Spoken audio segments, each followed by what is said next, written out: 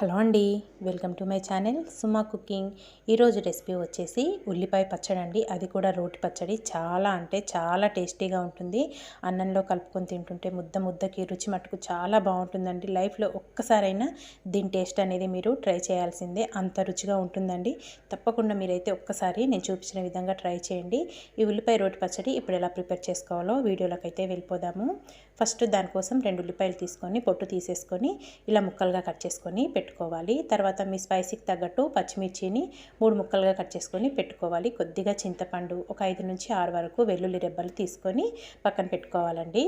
Stove పైన pan పెట్టేసుకొని ఒక 2 టేబుల్ స్పూన్ల వరకు ఆయిల్ వేసుకోవాలి. ఆయిల్ కొంచెం వేడయ్యాక దాంట్లో మనం కట్ చేసి పెట్టుకున్న పచ్చిమిర్చిని వేసుకొని వేపుకోవాలి. పచ్చిమిర్చిని కొంచెం ఇలా చిన్నగా కట్ చేసుకుంటే మనం రోట్లో వేసుకొని దంచుకుంటాం కాబట్టి కొంచెం తొందరగా మెదిగిపోతాయండి మనకి. చూసారు కదా, పచ్చిమిర్చి అనేది చక్కగా ఇలా బాగా వేగిపోవాలి. ఇప్పుడు ఇంకా స్టవ్ ఆఫ్ చేసేసుకుందాము. తర్వాత ఒక రోల్ తీసుకొని రోల్ని శుభ్రంగా కడిగేసుకున్నానండి. తర్వాత ఇప్పుడు ఆ రోట్లో ఒక టేబుల్ స్పూన్ వరకు జీలకర్ర, ఒక 6 నుంచి 7 వరకు వెల్లుల్లి రెబ్బలు, అలాగే కొద్దిగా చింతపండు కూడా వేసేసుకొని ఇందులో రుచికి సరిపడినంత సాల్ట్ వేసుకొని ఇదంతా మెత్తగా దంచుకోవాలి. వాటర్ మట్టుకు ఏమాత్రం యాడ్ చేయొద్దండి. చింతపండు కూడా మనము వాటర్లో వేసుకొని నానబెట్టుకోవాల్సిన పని లేదు. డైరెక్ట్గా ఇలా వేసుకొని దంచుకోవడమే. నిజంగా టేస్ట్ మట్టుకు చాలా బాగుంటుందండి. మనకి జ్వరం వచ్చినప్పుడు, ఏమీ తినబుద్ధి కానప్పుడు, లేదంటే ఇంట్లో కూరగాయలు లేనప్పుడు ఒక్కసారి ఇలా ఉల్లిపాయ రోటి పచ్చడి అనేది ట్రై చేయండి. నిజంగా మీ అందరికీ తప్పకుండా నచ్చుతుంది. ఇలా మనం వేసుకున్న వెల్లుల్లి, జీలకర్ర ఇదంతా నలిగిపోయాక ఇప్పుడు దీంట్లో మనం వేయించి పెట్టుకున్న పచ్చిమిర్చిని కూడా వేసుకొని స్లోగా దంచుకోవాలండి. కొంచెం పైకి ఎగురుతాయి కాబట్టి నిదానంగా దంచుకోవాలి. ఒకవేళ మీ దగ్గర రోల్ లేకపోతే మిక్సీలోనైనా చేసుకోవచ్చు. కాకపోతే మరీ మెత్తగా నలగకుండా కొంచెం కచ్చపచ్చ ఉండే విధంగా చూసుకోవాలి పచ్చడి మనకి. అలా ఉంటేనే టేస్టీగా ఉంటుందండి. చూసారు కదా, పచ్చిమిర్చి కూడా వేసేసుకున్నాక ఇలా కచ్చపచ్చ దంచుకోవాలి. ఇలా నలిగితే సరిపోతుంది మనకి. ఇది వేడివేడి అన్నంలోకైనా లేదంటే దోశలకు కూడా చాలా బాగుంటుందండి పచ్చడి. ఇలా నలిగిపోయాక ఇప్పుడు దీంట్లో మనము కట్ చేసి పెట్టుకున్న ఉల్లిపాయ ముక్కలు కొద్ది కొద్దిగా వేసుకుంటూ ఇది కూడా కచ్చపచ్చగా దంచుకోవాలి. అన్నీ ఒకేసారి వేసుకోకుండా ఉల్లిపాయ ముక్కలు కొన్ని కొన్ని వేసుకుంటూ దంచుకోవాలి. మనం ఇలా చేసుకున్న పచ్చడి ఒక వారం రోజులైనా ఉంటుందండి. ఫ్రిడ్జ్లో పెట్టుకుంటే పాడవదు. మనం ఇందులో తడి అనేది అస్సలు వేయట్లేదు కాబట్టి పచ్చడి చక్కగా ఒక వారం రోజులైనా ఉంటుంది. ఇలా మనం కట్ చేసి పెట్టుకున్న ఉల్లిపాయ ముక్కలన్నీ వేసేసుకొని దంచేసుకోవాలి. చూసారు కదా, ఇలా చక్కగా నలిగితే సరిపోతుంది. మరీ మెత్తగా అస్సలు దంచుకోవద్దండి, కచ్చాపచ్చా ఉండాలి.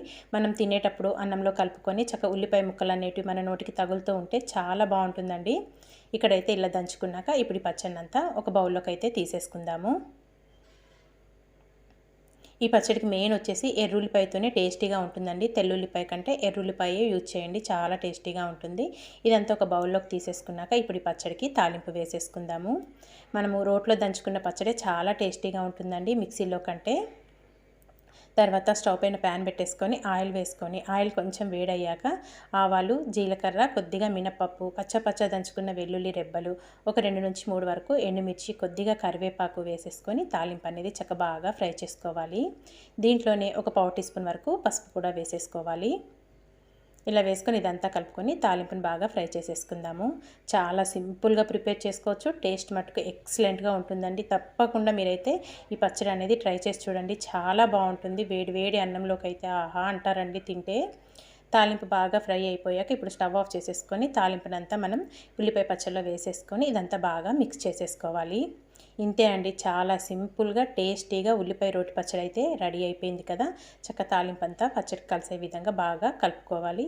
ఇంతేనండి, చాలా సింపుల్గా చేసేసుకున్నాం కదా. ఇంకా వేడి వేడి అన్నంలో సర్వ్ చేసేసుకోండి. చాలా అంటే చాలా టేస్టీగా ఉంటుంది. తప్పకుండా ట్రై చేశాక మీకు ఎలా వచ్చిందో నాకు ఒక చిన్న కామెంట్ అయితే చేసేయండి ఫ్రెండ్స్. ఇలాంటి మంచి మంచి వీడియోస్ కోసం అయితే వెంటనే మన ఛానల్ని సబ్స్క్రైబ్ చేసుకోండి.